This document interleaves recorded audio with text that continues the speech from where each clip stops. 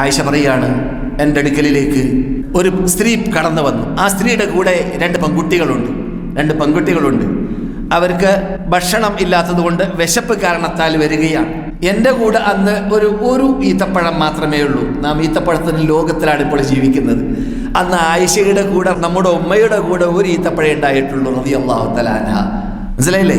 നമ്മുടെ നേതാവ് ആയിഷ സ്വന്തം തന്നെ പറയുന്നുണ്ട്, ഞങ്ങളുടെ മുമ്പിൽ കൂടി 3 മാസം തുടർച്ചയായിട്ട് വിട്ടുകിടക്കും, ഞങ്ങളുടെ അടുപ്പിൽ തീ കത്തിക്കാറില്ല എന്ന് ആയിഷ റളിയല്ലാഹു തആല അൻഹ റസൂലുള്ളാഹിന്റെ വീട്ടിൽ അടുപ്പിൽ തീ കത്തിക്കാറില്ല എന്ന് ബുഖാരി സഹീഹ് ഹദീസിലുള്ള ഭാഗമാണ്. അപ്പോൾ ഈ പറഞ്ഞു വരുന്നത് ആയിഷയുടെ വീട്ടിൻ്റെ കോലമാണ്.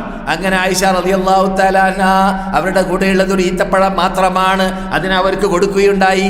ആ സന്ദർഭത്തിൽ ആ സഹോദരി എന്ത് ചെയ്തു? ആ ഈത്തപ്പഴത്തെ 2 കഷ്ണമാക്കിയിട്ട് അതിനെ പിളർപ്പ് ചെയ്തിട്ട് ഒരു കഷ്ണം ഒരു കുട്ടിക്ക് കൊടുത്തു, മറ്റൊരു കഷ്ണം മറ്റൊരു കുട്ടിക്ക് കൊടുത്തു. ഇത് കണ്ടപ്പോൾ അവർക്ക് വളരെ ഇഷ്ടം തോന്നി. ആർക്ക്? ആയിഷക്ക്, നമ്മുടെ ഉമ്മാക്ക് റളിയല്ലാഹു തആല അൻഹ ഇഷ്ടം തോന്നി. അല്പം കഴിഞ്ഞപ്പോൾ അല്ലാഹു റസൂൽ കടന്നു വന്നു. ഞാൻ ഈ വിവരം റസൂലുള്ളാഹി സ്വല്ലല്ലാഹു അലൈഹി വസല്ലമിനോട് പറയുകയുണ്ടായി. അപ്പോൾ റസൂലുള്ളാഹി സ്വല്ലല്ലാഹു അലൈഹി വസല്ലം പറഞ്ഞ വാക്ക് കേൾക്കുക.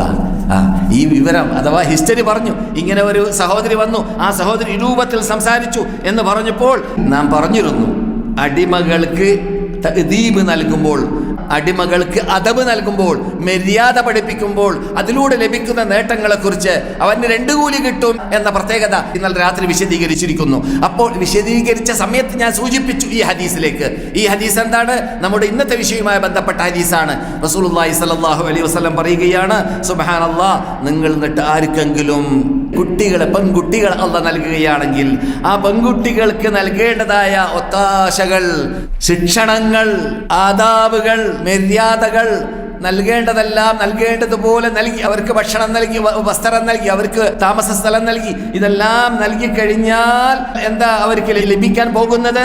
ഫഅഹ്സന ഇലൈഹിന്ന, അവരിലേക്ക് ഇഹ്സാൻ ചെയ്താൽ, നമ്മുടെ വിഷയമാണ്, അവരിലേക്ക് ആ പെൺകുട്ടികൾക്ക് ഇഹ്സാൻ ചെയ്താൽ കുന്ന ലഹു സിത്റൻ മിനന്നാർ, നരകത്തിൽ നിന്നിട്ട് സിത്റായി മാറും. നരകത്തിൽ നിന്നിട്ട് ആ പെൺകുട്ടികളിലൂടെ മോചിക്കാൻ സാധിക്കുമെന്ന് നബിയുനാ മുഹമ്മദ് റസൂലുള്ളാഹി. ഹദീസ് ബുഖാരിയിലും മുസ്ലിമിലും ഉള്ളതാണ്.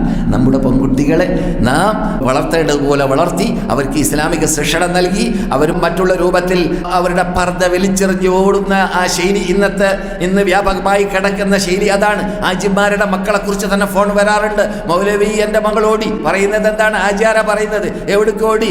എൻ്റെ മകൾ ഓടിക്കളഞ്ഞത് അമുസ്ലിമിൻ്റെ കൂടിയാണ്. എങ്ങനെ ഓടി? അമുസ്ലിമായിട്ട് ഓടി എന്നാണ്. അപ്പോൾ ഈ പ്രയാസം പറയുന്നത് ആജിമാരാകുമ്പോഴാണ് എനിക്ക് പ്രയാസം. ഹജ്ജും ചെയ്ത് ഉംറയും ചെയ്തിട്ട് എന്നിട്ട് കുട്ടികളെ മക്കത്ത് വന്ന് മദീനത്ത് വന്നിട്ട് ഇവിടുന്ന് പഠിക്കേണ്ട പാഠങ്ങൾ പഠിക്കാനുള്ള സ്വർണ്ണ അവസരം ലഭിച്ച മനുഷ്യന്മാർക്ക് വരേക്കും അവൻ്റെ കസ്റ്റഡിയിൽ ജീവിക്കുന്ന പെൺകുട്ടികൾക്ക് ശിക്ഷണം നൽകേണ്ടതുപോലെ ശിക്ഷണം നൽകാൻ സാധിക്കുന്നില്ല എന്ന് പറയുമ്പോൾ വളരെ ദുഃഖകരമല്ലേ, ഖേദകരമെന്നല്ലേ? തീർച്ചയായിട്ടും അങ്ങനെയുള്ള വീഴ്ചകൾ നികറ്റാൻ വേണ്ടി എൻ്റെ സദസ്സിലിരിക്കുന്ന സന്ദർശകരെ പാടുപെടണം. എങ്ങനെയാണത്? നമ്മുടെ വീട്ടിനെ ഇനിമേലിൽ മക്കീകരിക്കുക, മദീനീകരിക്കുക, സ്വർഗത്തോപ്പീകരിക്കുക, ഇസ്ലാമീകരിക്കുക, മുഹാജിരീകരിക്കുക, അൻസാരീകരിക്കുക. അതൊക്കെ മദീനത്ത് വന്നിട്ട് പോകുമ്പോൾ ശ്രദ്ധിക്കേണ്ട ഭാഗമാണ്.